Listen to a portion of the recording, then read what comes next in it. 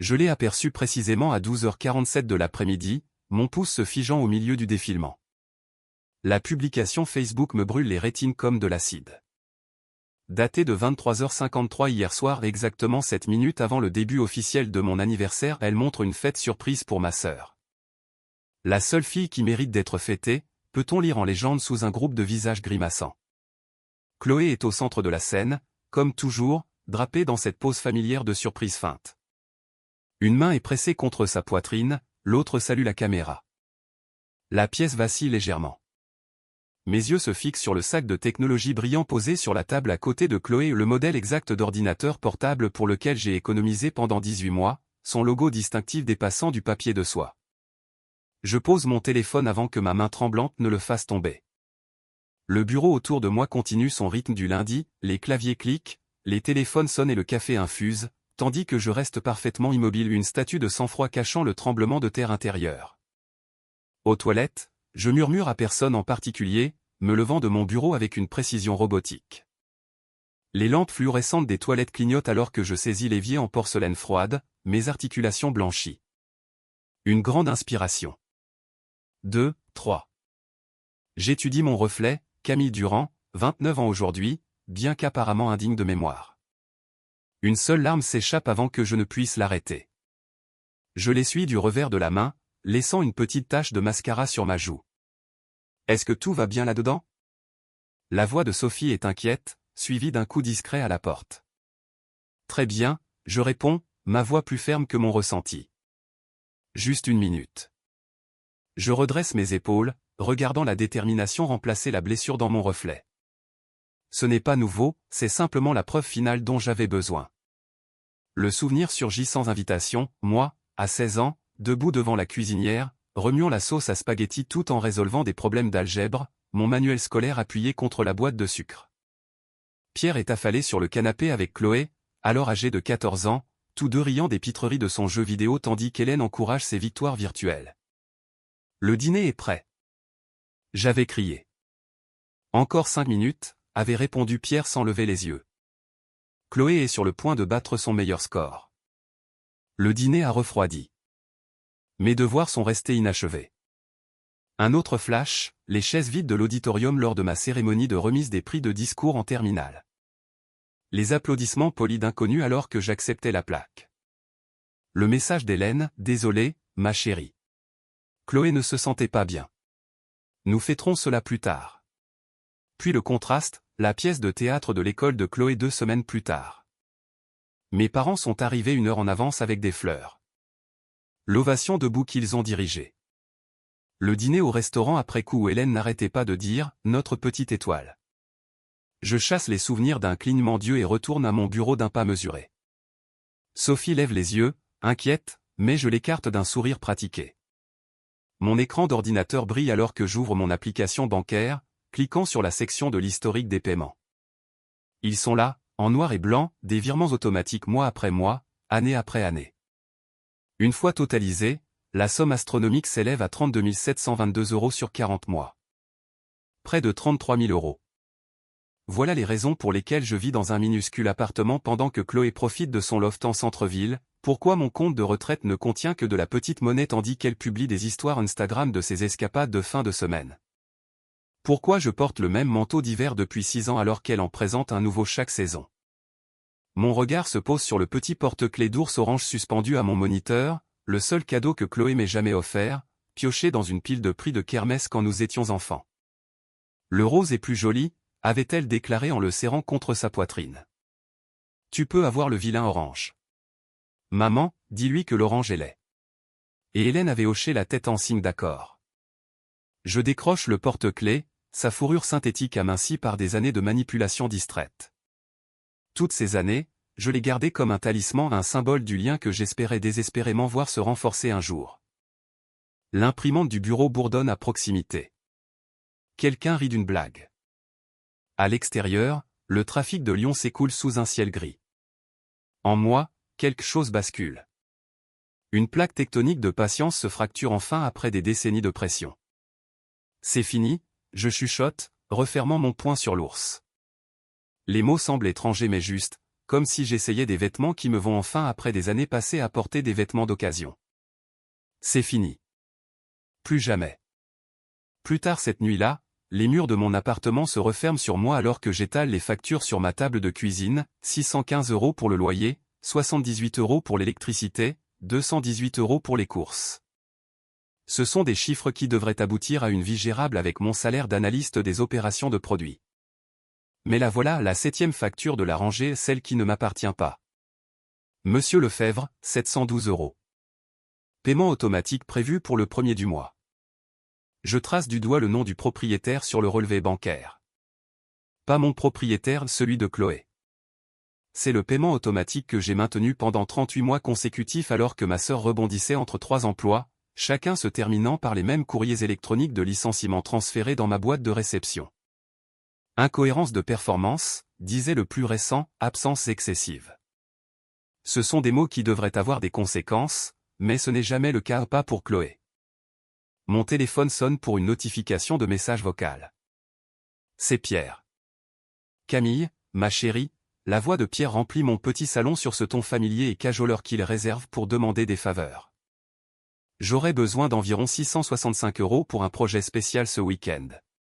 Rien de grave. Rappelle-moi quand tu auras un moment. Pas si je peux aider. Quand je peux aider. La supposition est si profondément ancrée qu'elle ne nécessite aucune remise en question. J'ouvre mon application de fonds de voyage. Le solde affiche 1695 €. Le voyage en Islande dont je rêve depuis l'université reste à l'état de brochure numérique et d'articles sauvegardés. Mon compte de retraite affiche 4068 €, pathétique pour 29 ans selon chaque conseiller financier au monde. Le calcul est simple, 712 € par mois pour le loyer de Chloé multiplié par 38 mois égale 27 056 €. Ajoutez les urgences, les réparations de voitures et les soins dentaires que Pierre ne pouvait pas tout à fait couvrir, et nous arrivons à 32 722 €. Le chiffre me brûle le cerveau comme un fer rouge. Je sors un vieil album photo de sous la table basse. Classe de CE2, le concours d'orthographe régional. Hélène avait promis de venir, mais le récital de danse de Chloé tombait en même temps. La prochaine fois, avait-elle dit en me tapotant la tête. Chloé a besoin de ma présence. Elle devient si nerveuse. La notification d'annulation de l'atelier d'art oratoire de ma classe de seconde se trouve dans un dossier derrière. En raison de fonds insuffisants, expliquait le courrier électronique, après qu'Hélène avait redirigé les 171 € de frais d'inscription vers le stage intensif de danse d'été de Chloé. Elle a un vrai talent, avait insisté Hélène. Tes notes sont déjà bonnes. Puis il y a eu la robe de remise des diplômes, qui était mienne à l'origine. Chloé a renversé du vin rouge dessus accidentellement 3 jours avant ma cérémonie. Mais elle lui va mieux de toute façon, avait déclaré Hélène alors que Chloé tournoyait dans ma robe retouchée lors de son bal de promo. Le rouge complimente son teint. Je me dirige vers mon ordinateur portable et ouvre à nouveau mon compte bancaire. J'ai 6110 € d'économie. Cela devrait être 38 000 €, et ce le serait sans la ponction constante des besoins de Chloé. Mon doigt plane au-dessus d'Instagram. Je ne devrais pas regarder, mais je le fais. Elle est là, Chloé sur la promenade des Anglais à Nice, le soleil scintillant sur ses lunettes de soleil. La photo a été publiée 3 jours après m'avoir envoyé un message, besoin de l'argent du loyer plus tôt ce mois-ci. L'électricité risque d'être coupée. 4 publications plus tard, il y a le sac de créateur, son logo reconnaissable brillant au soleil, acheté le lendemain du jour où je lui avais envoyé 570 € pour une dépense médicale imprévue. Elle est simplement plus sensible que toi, la voix de Pierre résonne depuis d'innombrables conversations. Tu as toujours été notre pilier, Camomille. Si autonome. Autonome par nécessité. Responsable parce que quelqu'un devait l'être. Je saisis le porte-clés de l'ours orange sur mon bureau et m'enfonce dans mon canapé usé, tournant le petit bibelot entre mes doigts. La fourrure, autrefois d'un orange vif, a pâli pour devenir d'un ambre terne, avec des zones complètement dénudées par des années de manipulation nerveuse. Le rose est plus joli, avait annoncé Chloé à la kermesse, elle avait 8 ans et était déjà certaine de ses préférences. Tu peux avoir le vilain orange. L'orange est laid, avait convenu Hélène en lissant les cheveux de Chloé. Et cela ne m'avait pas dérangé ou j'avais dit que non. J'avais glissé l'ours orange sur mon sac à dos et l'avais porté pendant 16 ans, à travers le lycée, l'université et dans ma vie d'adulte. C'était un rappel constant de ce que l'on m'avait appris, que je méritais moins, que mon rôle était de combler les manques, de boucher les trous et de supporter le poids. Je reste assise toute la nuit, tournant l'ours entre mes doigts, regardant les ombres se déplacer sur les murs de mon appartement. Alors que la nuit cède la place au matin, la première lueur du lever du soleil colore ma fenêtre. Je pose enfin le porte-clés sur ma table basse. Je récupère une petite boîte en bois dans le placard de ma chambre, j'y place l'ours et je referme le couvercle avec un clic décisif. Le poids de la décision s'abat sur moi comme une armure alors que j'ouvre mon ordinateur portable. L'écran illumine mon visage dans la pénombre matinale alors que mes doigts planent au-dessus du clavier. 3 courriers électroniques, c'est tout ce qu'il faudra. Je tape la première adresse, Monsieur Lefebvre. Les mots coulent alors que le soleil se lève, mes doigts frappant les touches avec une certitude croissante. À chaque mot, je sens quelque chose de longtemps dormant s'éveiller et pas seulement de la colère, bien qu'il y en ait beaucoup, mais quelque chose de plus durable, le respect de soi. Les 3 courriers électroniques attendent comme des brouillons dans ma boîte de réception, chacun étant une clé tournant dans une serrure que j'ai gardée scellée pendant des années. Je vérifie l'heure, 5h17 du matin. Je suis resté éveillé toute la nuit à rédiger, supprimer et réécrire ces messages jusqu'à ce que chaque mot soit aussi solide qu'un soldat. Le premier courrier électronique, adressé à Monsieur Lefebvre, commence par une courtoisie professionnelle qui masque le tremblement de mes doigts. Cher Monsieur Lefebvre, je vous écris pour vous informer que, avec effet immédiat, je ne ferai plus de paiement pour le loyer de ma sœur Chloé Durand au 45 rue de la République. Cet arrangement était prévu comme une aide temporaire et s'est poursuivi pendant 40 mois. Veuillez diriger toute communication future concernant cette propriété vers la locataire. Respectueusement, Camille Durand. Court, clair, définitif. Le deuxième courrier électronique à ma banque contient un langage tout aussi précis, annulant le paiement automatique de 712 € qui a vidé mon compte le premier de chaque mois depuis le revers temporaire de Chloé il y a 3 ans et demi. Le troisième courrier électronique, adressé à ma famille, a été le plus long à élaborer. L'objet indique simplement « limite financière, effet immédiat ». À l'intérieur se trouve un tableur détaillé documentant chaque dollar que j'ai fourni, 32 722 € sur 40 mois. Les paiements de loyer, les sauvetages de factures d'électricité et les transferts d'argent d'urgence qui ont mystérieusement financé des escapades de week-end et l'ordinateur portable d'anniversaire. J'ajoute un bref message au-dessus du tableur. J'ai soutenu Chloé financièrement pendant plus de 3 ans à un coût personnel important. Cet arrangement prend fin aujourd'hui. Je ne suis pas disponible pour discuter de cette question. Veuillez respecter ma décision.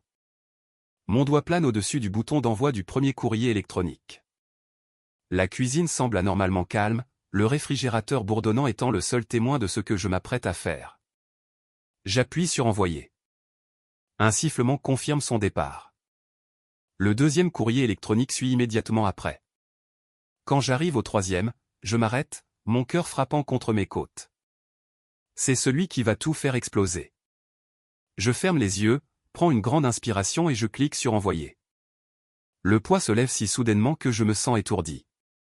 Je me lève de ma petite table de cuisine, j'étire mes bras au-dessus de ma tête et je ris à un son si étranger dans cet appartement qu'il me surprend moi-même. La liberté a le goût du café infusé à l'aube après une nuit blanche à reprendre possession de sa vie. Mon téléphone commence à sonner à 7h23 du matin. Maman. Je le mets sous silence. Il sonne à nouveau. Maman encore. Je le mets sous silence. À 8h15, j'ai refusé 12 appels de sa part. À 8h32, un message de Pierre illumine mon écran, ta sœur pleure. Appelle-nous immédiatement. Je ne le fais pas. Une notification de message vocal apparaît à 9h47 pendant que je suis sous la douche. Le message de Chloé retentit alors que je me sèche les cheveux. Tu as tout gâché. Comment suis-je censé payer le loyer? Où suis-je censé vivre? Maman et papa paniquent. Tu ne peux pas juste. Sa voix se brise sous la rage. Espèce d'égoïste. Après tout ce que nous avons fait pour toi. Je supprime le message à la moitié, un petit sourire jouant sur mes lèvres. Tout ce qu'ils ont fait pour moi. L'ironie serait drôle si elle n'était pas si douloureuse. À midi, la discussion de groupe familial explose. Oncle, tantes et cousins dont la plupart n'ont pas daigné reconnaître mon existence depuis des années ont soudainement des opinions sur mon abandon des devoirs familiaux. Jean, la famille est de la famille. Point final. Françoise, ta sœur a besoin de soutien en ce moment. Julien, waouh, c'est froid. Je mets la discussion en sourdine et je pars au travail, marchant plus droite que je ne l'ai fait depuis des années. Une surprise m'attend à mon bureau, une carte d'anniversaire dessinée à la main et signée par tout le département, accompagnée d'un unique petit gâteau au chocolat avec une bougie. Sophie, du bureau voisin, sourit timidement. Nous nous sommes rappelé que c'était ton anniversaire hier. Désolé pour le retard. Ma gorge se serre. Je ne leur dis pas que c'est la première marque de reconnaissance pour mon anniversaire que je reçois cette année. Mon téléphone sonne pour un message de ma cousine Marie, je viens d'apprendre pour ton courrier électronique. Il était temps. Des fleurs arrivent pour toi demain. Bon anniversaire tardif, guerrière. Après le travail, je me rends au magasin de technologie le même où j'ai repéré cet ordinateur portable sur la photo d'anniversaire de Chloé. Le vendeur sourit à mon approche. Je voudrais le XPS 17, s'il vous plaît. Celui avec le processeur i9 et 32 Go de mémoire vive. Excellent choix. Il ne sait pas que j'économise pour ce modèle exact depuis 18 mois. Il ne sait pas que son jumeau se trouve maintenant sur le bureau de ma sœur, acheté avec l'argent de mes parents. Il voit simplement une femme faisant un achat qu'elle peut se permettre, et son sourire ressemble à une validation. Tandis qu'il traite ma carte de crédit, j'imagine ce que je ferai avec l'argent que j'économiserai chaque mois désormais, un fonds de voyage, un compte de retraite, peut-être même un appartement avec un balcon un jour. Le téléphone sonne juste après le dîner. Le nom de Monsieur Lefebvre s'affiche sur l'écran. Je réponds avec un calme assuré. Mademoiselle Durand, j'ai bien reçu votre courrier électronique ce matin, mais il semble y avoir une certaine confusion. Votre sœur affirme qu'elle n'était pas au courant de la fin de cet arrangement. Monsieur Lefebvre, je l'interromps en gardant une voix égale. Je comprends que cela vous place dans une position délicate, mais mon arrangement financier concernant cette propriété est terminé. Veuillez traiter directement avec Chloé pour toute question à l'avenir. Un silence s'étire entre nous. Je vois. Eh bien, je suppose que je vais devoir discuter des options de paiement directement avec elle alors. Ce serait préférable. Je vous remercie de votre compréhension. Bien entendu. Passez une bonne soirée. Je raccroche et je sens une vague de puissance m'envahir la poitrine. Pendant 3 ans, j'ai payé l'hypothèque de cet homme alors que ma sœur vivait dans un loft en centre-ville avec des appareils en acier inoxydable et un portier. Pendant 3 ans, je suis rentré chez moi face à une peinture écaillée et un climatiseur de fenêtre qui fait le bruit d'une tondeuse à gazon mourante. C'est fini. Je m'affale sur mon canapé d'occasion, fermant les yeux. Mon téléphone continue de vibrer avec des notifications, mais elles semblent lointaines maintenant, comme si elles arrivaient à quelqu'un d'autre. Ce soir, pour la première fois depuis des années, je dormirai sans m'inquiéter des problèmes financiers de qui que ce soit d'autre que les miens. Quand je me glisse enfin au lit, je pense à ce que demain m'apportera, plus d'appels, plus d'accusations, peut-être même une visite surprise. Mais pour la première fois, je n'ai pas peur de leur réaction. Quel que soit l'orage qui arrive, je me suis construit un abri de respect de soi assez solide pour y résister. Je m'endors presque immédiatement, mon corps s'abandonnant à l'épuisement, mais mon esprit étant enfin, délicieusement, en paix. 2 jours plus tard, le matin, j'ai accepté le poste de promotion à Paris. Cependant, ce jour-là, le téléphone du bureau de sécurité du hall sonne précisément à 14h14. Je lève les yeux de mon tableur pour voir Jean-Luc, notre garde de sécurité, me faire signe à travers la paroi de verre. Mademoiselle Durand, il y a quelqu'un ici qui insiste pour vous voir. Elle dit qu'elle est votre mère. Ses yeux transmettent de l'inquiétude. Elle semble bouleversée. Mon estomac se noue alors que je regarde derrière lui. Hélène se tient dans le hall, les bras croisés, le pied tapant un rythme furieux contre le sol poli. Ses boucles d'oreilles en perles captent la lumière fluorescente alors qu'elle balaie le bureau du regard, me cherchant. Je reviens tout de suite, je dis à Jean-Luc, fermant mon ordinateur portable avec des mains fermes qui cachent le séisme intérieur. Sophie hausse les sourcils du bureau voisin. Tout va bien? Un drame familial. Les mots ont un goût amer. Couvre-moi. Prends ton temps. Elle fait glisser sa chaise vers mon bureau de manière protectrice. Je dirai à Monsieur Girard que tu es en ligne avec un client. Les portes du hall s'ouvrent avec un souffle alors que je les franchis. Le parfum d'Hélène, la même senteur florale qu'elle porte depuis mes 5 ans, me frappe avant même ses paroles. Enfin. Nous devons parler de ce courrier électronique ridicule. Sa voix résonne dans le hall. 2 réceptionnistes font semblant de ne pas remarquer tout en tapant plus vite. Je suis au travail, maman. Je la dirige vers la porte latérale. Nous pourrons en discuter après 17 heures.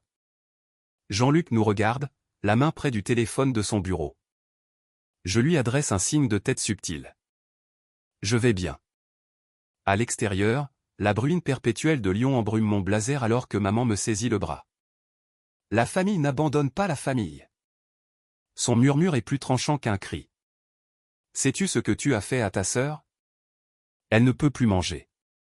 Elle ne peut plus dormir. Nous discuterons de cela après les heures de travail, chez moi. Je maintiens le contact visuel, ma voix calme mais ferme. 18 heures. Pierre et Chloé devront être là aussi. Ce n'est pas une demande. Très bien. Elle cligne des yeux, s'attendant manifestement à plus de résistance. Quand je me détourne sans un mot de plus, elle m'interpelle, ce n'est pas ainsi que nous t'avons élevé, Camille. Je m'arrête à la porte. Non, c'est ce que je choisis d'être maintenant. Le reste de l'après-midi passe à la vitesse d'un escargot, par tranche de 15 minutes. Je réorganise le salon de mon minuscule appartement. Dans mon esprit, 3 chaises en plus de la causeuse rentreront à peine. Je vais devoir déplacer la table basse. À 17h58, la sonnette retentit. Ils sont en avance. Ils remplissent mon appartement comme une fumée s'infiltrant dans chaque recoin. Pierre entre le premier, ses larges épaules faisant rétrécir l'espace. Hélène suit, les yeux scannants, cataloguant, jugeant. Chloé traîne derrière, les yeux rougis, les épaules voûtées dans son manteau de créateur, celui que j'ai reconnu sur la photo Instagram 2 jours après son appel désespéré pour le loyer. Est-ce que quelqu'un voudrait de l'eau? Je propose, étrangement calme maintenant que le moment est venu. De l'eau? La voix de Chloé se brise. Je ne comprends pas ce que j'ai fait de mal, et tu proposes de l'eau? Elle s'effondre sur ma causeuse, le visage se décomposant. La performance commence. Pierre s'assoit à côté d'elle, un bras autour de ses épaules. Ta sœur est fragile en ce moment, Camille. Cette situation avec son travail. Quel travail? Je demande, véritablement curieuse. Le poste en marketing qu'elle a perdu en janvier, ou l'emploi de graphiste dont elle a été renvoyée en mars. Les sanglots de Chloé s'interrompent brièvement, ses yeux se tournant vers Pierre. Hélène s'avance. C'est exactement pour cela qu'elle a besoin de soutien en ce moment, jusqu'à ce qu'elle se stabilise. 4 emplois en 2 ans, ce n'est pas de l'instabilité, maman. C'est une habitude. Je me dirige vers mon bureau dans le coin et j'ouvre mon ordinateur portable. Le projecteur que j'ai emprunté au travail s'allume, projetant une lueur bleue sur mon mur nu. Qu'est-ce que tu fais? Demande Hélène. Je fournis le contexte. Je parcours mes fichiers organisés. Voici le courrier électronique de licenciement de Chloé de l'agence CréaWeb. Le texte remplit le mur, les expressions « absences excessives » et « dernier avertissement » étant surlignés en jaune. Pierre fronçant les sourcils, se penche en avant. Nous étions au courant de cela, mais... Voici des captures d'écran de ses vacances à Nice, publiées 3 jours après que je lui ai envoyé 855 € d'urgence pour son loyer. Je fais défiler des images de Chloé se prélassant au bord de piscine de complexe hôtelier, des sacs de shopping à ses pieds. C'était. Commence Chloé, puis elle se tait alors que je continue. Des relevés bancaires montrant 32 722 € transférés sur 40 mois. Les chiffres brillent de manière accusatrice. Le solde de mon compte de retraite. Une somme pathétiquement petite apparaît. Le solde de mon prêt étudiant. Un chiffre douloureusement élevé suit.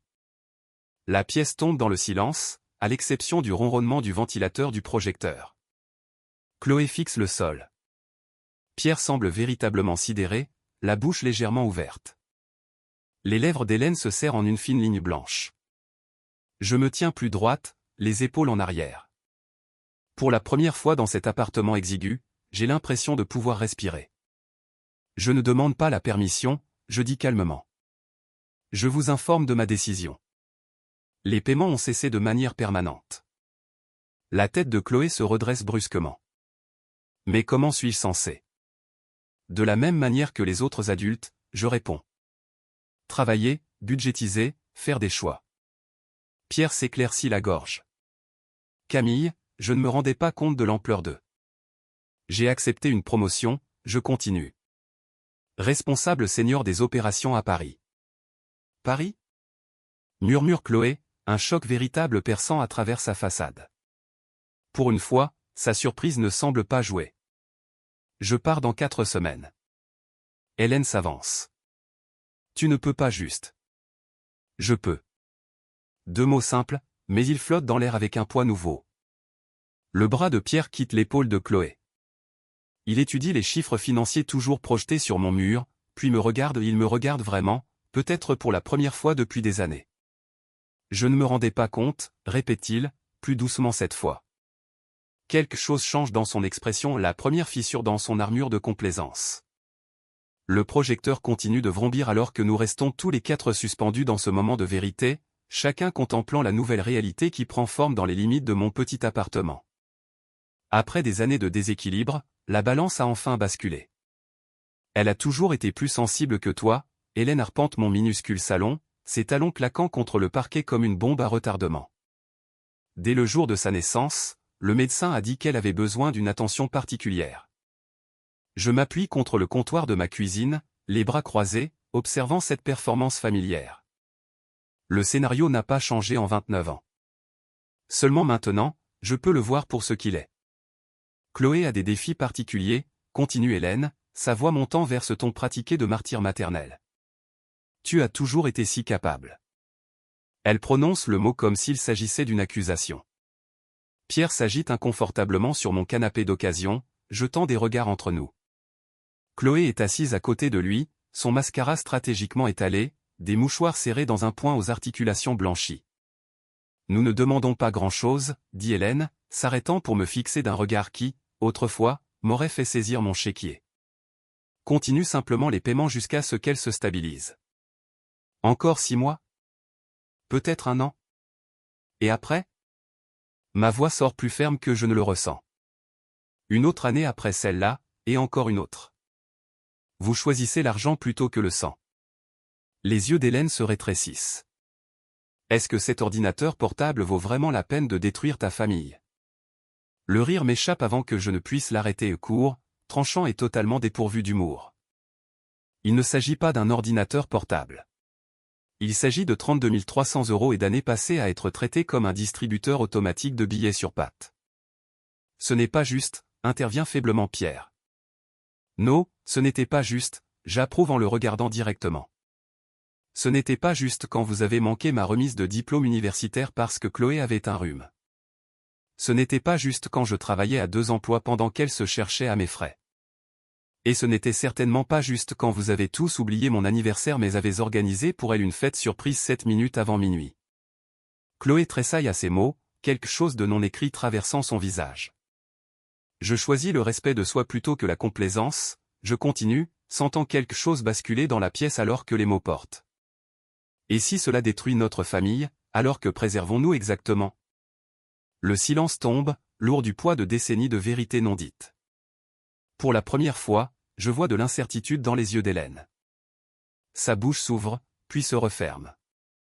Il n'y a pas de réponse prête dans son arsenal de manipulation. Pierre fixe le sol, les épaules affaissées. Puis quelque chose d'inattendu se produit. La respiration de Chloé change, devenant saccadée et irrégulière.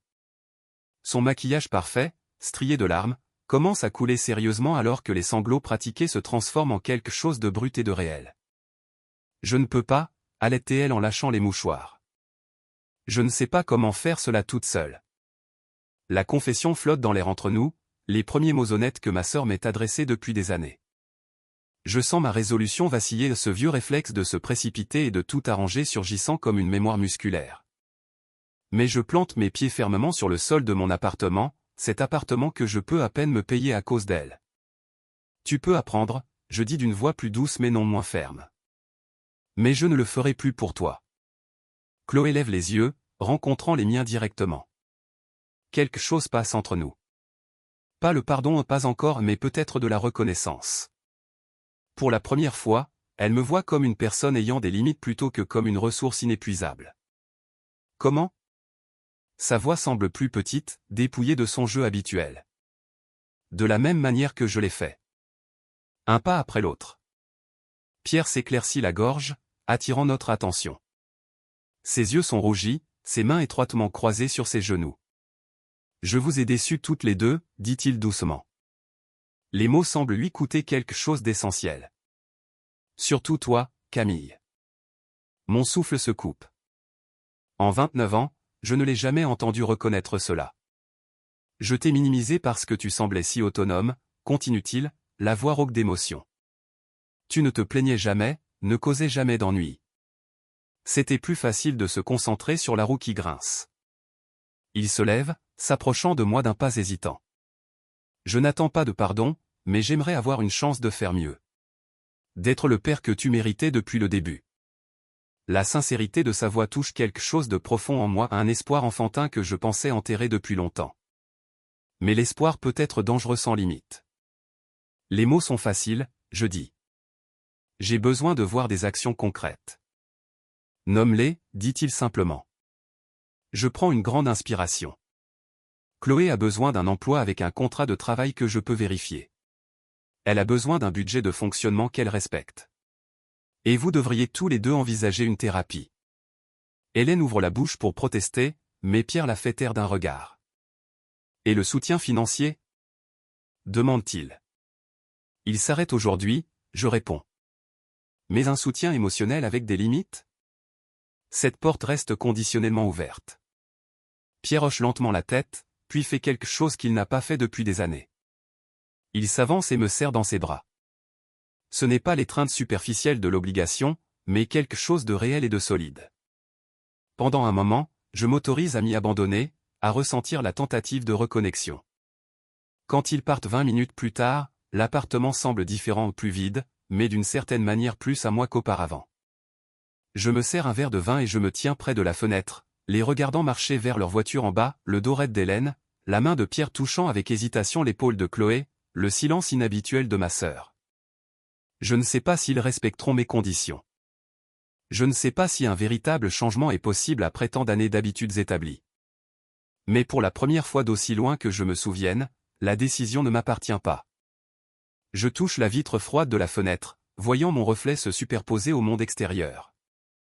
Il y a de la paix dans ce moment, pas la fausse paix de la capitulation, mais la vraie paix qui vient du fait de se tenir fermement dans sa propre vérité. Quoi qu'il arrive ensuite, j'ai trouvé la seule limite qui compte le plus, celle qui entoure ma propre valeur. Le soleil matinal traverse les rideaux fins, peignant des rayures dorées sur mon appartement de Paris. Je me tiens près de la fenêtre, ma tasse de café chauffant mes paumes, alors que j'observe la silhouette de la ville, ma silhouette désormais.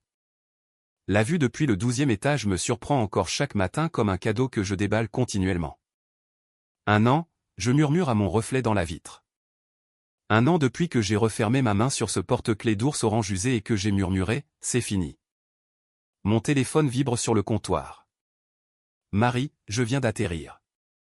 J'ai hâte de voir ton appartement. Paris est glacial comparé à la Côte d'Azur. Je souris en répondant, j'apporte un pull supplémentaire à l'aéroport. On se voit dans 1 heure. L'appartement semble différent aujourd'hui, orné de décorations modestes pour la célébration de mon 30e anniversaire. De simples guirlandes lumineuses blanches drapent les étagères. Des fleurs fraîches, mon propre choix, pas une obligation ou une pensée après coup, illuminent la table à manger. Un petit gâteau de la boulangerie d'en bas attend dans le réfrigérateur. Cet anniversaire, mon choix, mes conditions. J'ouvre la petite boîte à souvenirs en bois sur mon bureau, celle qui contient le porte-clés de l'ours orange. Ce qui symbolisait autrefois l'exclusion représente maintenant le moment où je m'ai choisi moi-même. Je passe mon doigt sur sa fourrure usée avant de refermer le couvercle. Le docteur Martin serait fier. Lors de la séance de thérapie d'hier, elle a noté combien ma posture a changé, les épaules en arrière, le menton relevé, la voix assurée. Vous vous êtes réapproprié votre espace dans le monde, a-t-elle dit. Pas seulement l'espace physique de cette nouvelle ville, mais l'espace émotionnel que vous méritez. Le carillon de mon ordinateur portable interrompt mes pensées. L'appel vidéo de Pierre. Bon anniversaire, Camille, dit-il quand je réponds, son sourire hésitant mais sincère. L'arrière-plan montre son salon familier, mais quelque chose est différent. Il est assis au bureau qu'il a enfin assemblé après des années de promesses. Merci, papa. Tu as bien reçu ma carte? Je l'ai envoyée la semaine dernière. Oui. La carte cadeau pour la librairie était parfaite. Il hoche la tête, le soulagement visible. Écoute, je veux que tu saches que je suis fier de toi. La promotion, le déménagement, tout. Les mots flottent entre nous inhabituels, mais bienvenus. 2 visites au cours de l'année écoulée ont commencé à reconstruire ce qui était brisé, une conversation prudente à la fois. Comment va Chloé? Je demande. Elle est à la pharmacie depuis 4 mois maintenant, son responsable dit qu'elle n'a pas manqué une seule garde. Sa voix porte de la surprise plutôt que la défense automatique d'autrefois. Elle termine ses cours de comptabilité le mois prochain. C'est une bonne nouvelle. Nous discutons pendant 15 minutes de plus avant de nous dire au revoir. Ce ne sont pas les séances de résolution de problèmes marathon d'autrefois, mais quelque chose de plus sain. Quand je raccroche, je remarque le court message d'Hélène me souhaitant un bon anniversaire. Le message n'est ni chaleureux ni froid, il en prend simplement acte. C'est suffisant. Ma sonnette retentit à midi. Léa et Manon arrivent en avance pour aider à préparer le petit rassemblement et des amis qui connaissent mon histoire mais ne me définissent pas par elle, des amis qui respectent les limites. Voici la reine du jour. Annonce Léa en me tendant un sac cadeau tandis que Manon apporte une bouteille de vin. Nous rions dans la cuisine quand mon téléphone émet un signal sonore pour une notification de courrier électronique. Le nom de Chloé apparaît dans ma boîte de réception pour la première fois depuis des mois. L'objet indique « Ta journée ». J'hésite avant de l'ouvrir, m'éclipsant dans la chambre pour un moment d'intimité. Le message est court, « Bon anniversaire, Camille ». J'ai repensé à l'année dernière et à toutes les années précédentes. J'ai profité de ton amour parce que c'était plus facile que de me débrouiller seul. J'essaie de faire mieux maintenant. Profite de ta journée. Ce n'est pas une excuse complète, mais une reconnaissance. Un progrès. Je tape une réponse encourageant ses efforts tout en maintenant les limites qui nous ont permis à toutes deux de gros. Quand je retourne auprès de mes amis, je souris. Plus tard, alors que Marie aide à disposer les apéritifs et que nous attendons les autres invités, j'aperçois mon reflet dans le miroir du couloir. J'ai 30 ans aujourd'hui, moins entouré par ma famille peut-être, mais plus riche de paix. La femme qui me regarde se tient droite, ne portant plus le poids des responsabilités des autres. Pour cet anniversaire, c'est moi qui mérite d'être fêté.